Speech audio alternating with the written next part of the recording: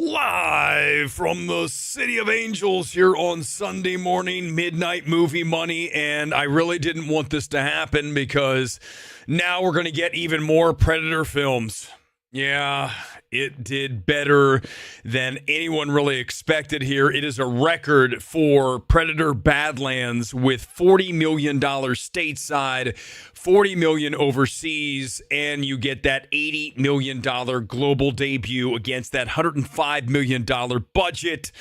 So this will likely be profitable for Disney over the weeks to come. This film benefited from the fact that we've had very little of interest in movie theaters over the past several weeks, and I would argue months. As you guys know, Tron Ares did not do anywhere near what Disney hoped it would do.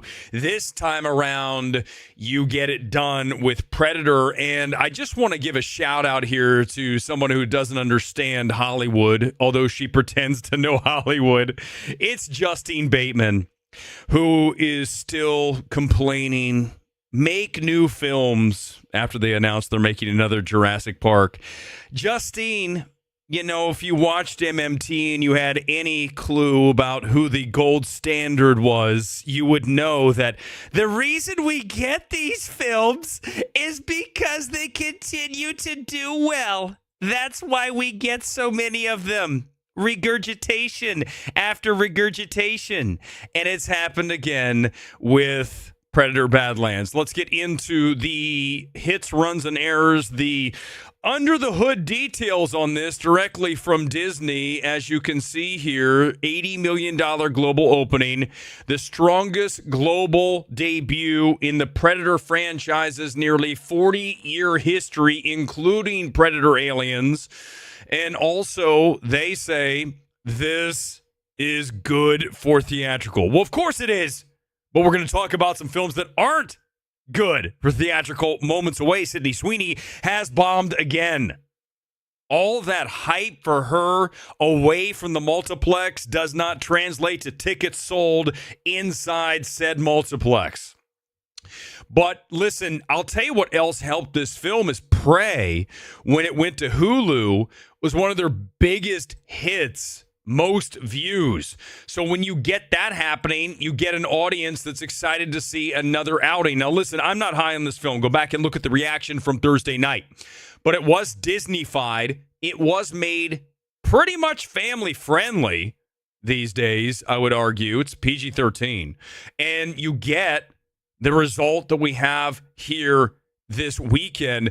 I think the other thing that's important to note here as I scroll down on the email, you can see that 59% of the tickets sold came from PLF, IMAX, 3D, 4DX, D-Box, ScreenX, whatever you want to pick for the upcharge.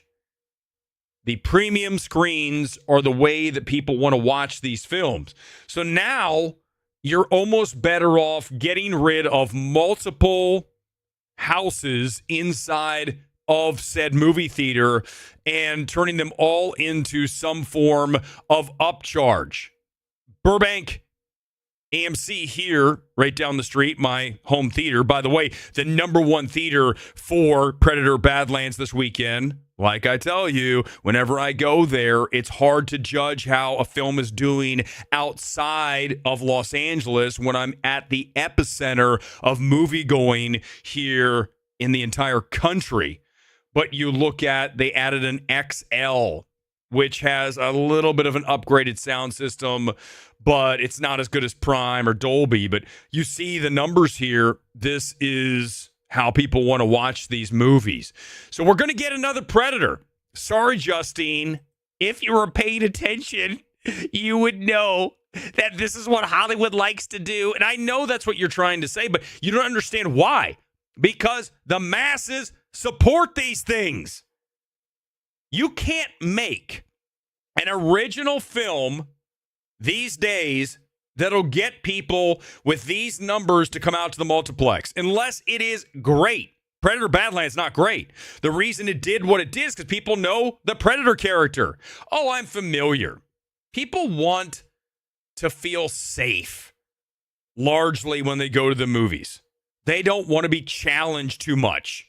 That's why we get Jurassic Park 17, Predator 15, because it's just easier. You can have a better chance of getting your money back when you have an IP that everyone is familiar with. Now, we're going to go from number 1 down to number 11. Just to add a 1. There's Sydney Sweeney crying because Christy, this is seriously one of the worst debuts I have seen recently. I don't think I can name another film that debuted with $651 per location. Christy. All that talk of Sydney Sweeney and she didn't apologize to that awful reporter. How many more memes can we make from that? Oh, boy, here's a new one. Let me make this one. This is so clever. Look at this woman. She's the worst. But Sydney Sweeney's a goddess. Do something more interesting. It's already dead. Like, after I've seen one of, maybe two, I'm done. But yet, we're going to keep mining it, especially all the conservative, all the hard right. Oh, my God. Everything the left done is bad. And I'm not even left, and I'm not right. But, guys, stop being so tribal. It's so lame. But Sydney Sweeney, you seem to love her on X. You don't go see her movies. Clearly. 1.3 million. Wow. This is a number of bombs for her. Remember Americana? Bad film. What was the other one? There was something else in there. Oh, Eden. That one did, I think, better than this. But this is her on her own, right? Not part of an ensemble. This film's not great. Saw it last night. By the way, tonight, I'm going to serve up something I rarely do on MMT. I have an apology to make about Christy. So you're going to get me for one of the few times saying, I'm sorry for being wrong about Christy, because it's not great. And Sydney Sweeney is okay. But this is not okay. $651. This means there were many showings that had no one in them. To tell you, here's how I knew it was going to go bad. Last night I saw it at AMC Burbank. Guess how many people were in the movie theater with me? 2. At AMC Burbank, to have 2 people? I don't think I've ever been to a screening with 2 people. Even on like a Tuesday at 1 in the afternoon. Nope. So this is, again, another huge hit to the Sydney Sweeney hype train. But not to the X users who want to make her the holy grail of everything that is perfect about being right. And I mean right? The right. It's just boring. You guys, stop being so tribal. It's really lame. Let's go back and let's start with number 2, and we'll roll back down because we have another bomb. It's Die My Love. We'll get to that. It's better than Sweeney, but not much. Regretting You is a film that debuted a few weeks back, and as I pull up the Paramount email, what I'm shocked at is how quietly this has racked up $71 million worldwide. Paramount not putting this on digital, leaving it in theaters, allowing older female audiences to go see this, and that's what's happening. It was down 7% this weekend. Look at that number, 7%. We almost never have a number like that. That's like Christmas Corridor type holds. Greatest Showman that opened with a mediocre and then just held. This film's doing that kind of multiple where the debut was not that impressive, but now we're at a 5 at least, I would think, a 5x multiple. I didn't do the math yet. I will by tonight. I promise. Well, probably not, but I'm just saying I will. But I will apologize tonight for Christy because I have to. I feel terrible. Black Phone is number 3, sticking around, same kind of thing as Regretting You, whatever it's called. A film that did well on its own in Halloween time because there was nothing really of significance to challenge it. Shelby Oaks bombed. That film's already gone. And now it's on digital Black Phone 2, but it still made $5.3 million this weekend. So that's okay, right? For a film that is available at home. Sarah's Oil is that a faith-based film? I think it is. It got an A+ cinema score, which means it's got to be, because anytime you get an A+ perfect cinema score, that means it is faith-based because they love to virtue signal. I mean, listen, that's what we live in, right? If it's part of your tribe, then you're going to say it's great. That's the world that we are in. You cannot say anything that goes against. You want to watch a channel that'll put you to sleep saying exactly what you expect to hear. It is like Film Threat. Look at what Gore does. Gore used to be an interesting person. Now he's completely one of the most uninteresting viewers. Well, I should say streamers, but because I don't watch this show. But when you look at what he does, it's not anything that you are not expecting. And that's so boring, isn't it? I guarantee he said Christy was good because that's what that audience wants to hear, because they're part of the, Sydney Sweeney is our goddess, so I can't say anything bad about her. Well, the movie bombed, and the movie's not good, but that's what we live in, that world. And same thing with faith-based, right? If it parrots what they believe, then they're going to say this film is great. Maybe it is. I don't know. You understand what I'm saying. No one really has the fortitude, except for me and a few others, very few, to say after, let's say you're really excited to watch something, you're all for this person, whatever it may be in life that you're a total stand for. And then you see the result and you watch and you go, this isn't very good. This person made a mistake.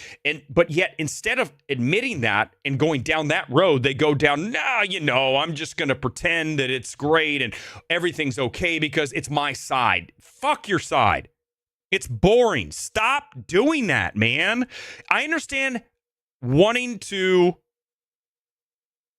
be all for whatever you're into, but you still have to be objective. And when something isn't good and or doesn't do well, you can't say, well, nope, just say it. Stop being so stupidly fucking A. Why do we do this? Why are there so many people that are so tribal? It's lame, man. It's such a lame, limp dick position. Sorry, it is. And AMC stock shills to you this morning. Good morning. You're some of the biggest shills out there. So I want to give yourself a pat on the back for being an AMC ape, because that's what an accomplishment in life. I was just going to go over the numbers. Nuremberg's here, 4.1 million. Not a great number on that. Again, per screen average, as we go to Deadline and I pull up their top 10, and you can see, I don't even have the top 10 average. Did I get it yet? I'm hoping I get that email. I don't have it. Trust me when I say this. It's not good. Sarah's Oil, not a great PTA, maybe like 2,500 per. Nuremberg is looking at about 2,000 per. And then we get down to Die My Love, which is number 8, with Robert Pattinson and Jennifer Lawrence, and this film only gets 2.8 million. Now, I get it, Lynn Ramsey. I'm going to see it today, okay? So I'll have some thoughts on it tonight along with Christy. You already know what I think about Christy. When you look at Die My Love, yes, I get it. It's an art house kind of thing, but still, 2.8 million, an average of 1,500 or so per location. That's not great. These small films are getting buried, okay? So you can talk about your Predator Badlands, but what I said last week and every week going back months and months and months, no one else has been calling this out before MMT, is that these small films are buried, dead, and they will not be in theaters for much longer. Not near you. A film like Die My Love, Christy, by the way, Black Bear is brand new. Guess they're going to be gone within like a week with this kind of result. So, again, theatrical, you don't want to be starting a theatrical company right now. Ask Magenta Light. Ask Black Bear. You just don't want to do that. It's not a good position. And that's what I say about movie theaters. These films, Die My Love, Christy, Nuremberg, all these things are only going to be seen in New York, LA, Chicago, some of the big cities, and they will not be near you. They will not be available. They will not be at your multiplex. They are going to start closing movie theaters and only keep open the highest performing ones. Just like you see when a fast food chain or any kind of retail outlet closes down all these underperforming chains, that's what AMC, Regal, and Cinemark will start doing. You're going to start collapsing down. You're going to get one theater per city, maybe two if you're lucky, and that'll have the IMAX, that'll have the PLF screens, and it will not be showing films like Die My Love or Christy. That's what we do. We're better than everyone else, and I know the AMC stock shows right now. I'm spitting facts. That's what you don't deal with, right? You don't deal in those. You deal in propping up your stock because you are a shill. And shills to me are some of the lowest life forms on the planet because you're disingenuous. You're not objective. You have an agenda. And I do not like people with agendas. People with agendas, just get them out of here. I don't want them around me. Because you're not interesting if you have an agenda. Don't have an agenda. Be objective. Why is it hard? I don't understand why this is hard for some people. Because they're pathetic? I think that's probably the answer. It's got to be that. Because they have no interesting qualities to make it on their own. They have to pack a bunch of stuff on from other people. Imagine being like that. I've never done that in my life. I want to do what I'm going to do. I'm not going to listen to what everyone else is doing. If they're doing it and I like it, that's fine. But I'm not going to say it's great because everyone else thinks it's great. Look at Avatar. Give me a break. Predator Badlands, number 1, 40 million. Number 2, Regretting You, again, down 7%. That is a stellar hold. 3, Black Phone, 2. 4, Sarah's Oil. Nuremberg is 5. And then we get to, roll down, Begonia. Only 12.5 million on the domestic total for that. Another small film has been wiped out. Chainsaw Man, up to 38 million. A film I really like. Go back and watch that evaluation a couple of weeks ago. Die My Love, again, not great. D+ cinema score. And again, did well only in the coasts, along the coast, the New Yorks, the LAs, and any kind of cinephilic city. That's it. Springsteen, disappointing. One of the best films of the year. It's only at 20.4 million. Tron Ares is going to lose Disney their ass. So they are happy to see Predator do well. And then we see Christy down there with $650 per screen. Terrible. All right. A couple of comments. I'm out of here. I'm rolling out. It's time to go play some volleyball today. It's beautiful here in Southern California. You think I'm going to stick around here? I wanted it to flop too, but it didn't. As we get back to the top story, 40 million for debut on Predator Badlands. I wanted it to flop because I don't want to see another Predator. I don't want to watch these things over and over. But I do understand, as opposed to Justine Bateman, that the reason they make these things is because exactly what we're seeing this morning. The average person will go out and support Predator Badlands versus some new IP they've never heard of, an original film. It's very difficult to get people to come out to see those these days. That's why we're getting number 2, number 3, number 4, on and on and on. And really close to Romulus.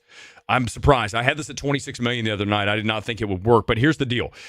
Again, people want familiarity with the stuff, and they also don't want to be challenged, right? And they also knew that there hadn't been anything good in theaters for a while. So I think, again, the wave theory, we've talked about it forever here. Originator here. You don't want to be on the backside of a huge film. If you have a big film that opened right in front of you, you're in trouble if you're the next weekend. Conversely, if there's been nothing for weeks, today with Predator Badlands, you're going to get a surge. It's exactly what happened. Exactly. What happens to these awards films doing platforms? Good question, Scott. I think that they just know they're dead either way. They figure even the platform numbers aren't as good. You look at Sentimental Value open this weekend. I think it's 50,000 per location. You look at Sentimental Value on a platform location back in 2018 when Neon was coming up. Look at Parasite, what that did on the PTA on that platform number. It was $100,000+. Now we're at 50, right? We're half. And Sentimental Values touted as one of the best films of the year. It's not in Burbank. I'll see it next week. I'm not driving over to Century City. No way. 45 minutes one way to go watch a movie? I don't think so. I'll wait until it's 5 minutes down the street at Burbank.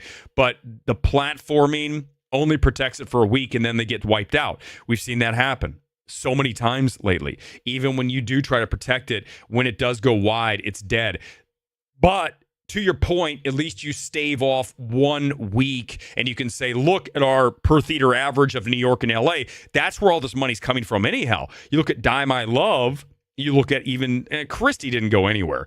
didn't play anywhere. Because remember, cinephiles aren't going to support Sydney Sweeney. They don't like her. The average film Twitter person does not like Sydney Sweeney. They're very left, right? Film Twitter is hard left, rainbow-haired, just generally weird people. They're not going to support Sydney Sweeney because that's the antithesis of what they are, so they don't like that. We've seen, and it's true. It's true. I don't know what to tell you guys. I'm right. And you know I'm right. Film Twitter is a collection of misfit toys, okay? If you're a resident of the island of misfit toys, you're not going to like Sydney Sweeney. Right? Because that's just against, a lot of like self-loathing in that space too. It's true. I'm sorry. It's true. And you guys know I'm right. So they're not going to like Sydney Sweeney. It doesn't make them feel good. She doesn't make them feel good. It's hence the jeans thing, right? This whole thing, why is this the paradigm of beauty? Instead of just worrying about yourself, you're worried about all this other stuff. I got news for you. When we switched over, remember when models used to look like GQ and they were ripped and six-packs and all that? And then all of a sudden we switched to like, what in the hell? I remember going on Nike one time and I was like, what? What is this shit? Who's this?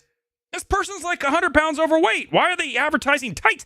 The seams are going to break on this thing. Why are we advertising that? This doesn't make me want to buy this. But that's the world we went into. Now we're going back, and for all the people that were part of the other side, that was like, oh, I'm finally being seen. You're not anymore. I mean, listen, when I was a kid, I knew that I had to look like Rambo or Schwarzenegger. They told us that's what we had to do. Or at least, you know what I mean, right? That was this is your model, okay? Then we went to some kind of weird, strange, what is all this stuff? And now it's going back, and the people that don't want to do the work to do that, they don't want any part of it, right? Does that make sense? Because God forbid you actually go to the fucking gym and do the work like I do 5 days a week in the best shape of basically anyone my age. Why? Because I do the work. I don't sit around on my phone all day. I'm going to play volleyball for 5 hours. That's the difference, okay? And sorry, I don't know how we got here. I don't even know how we got here, but that's what happens when you watch this channel.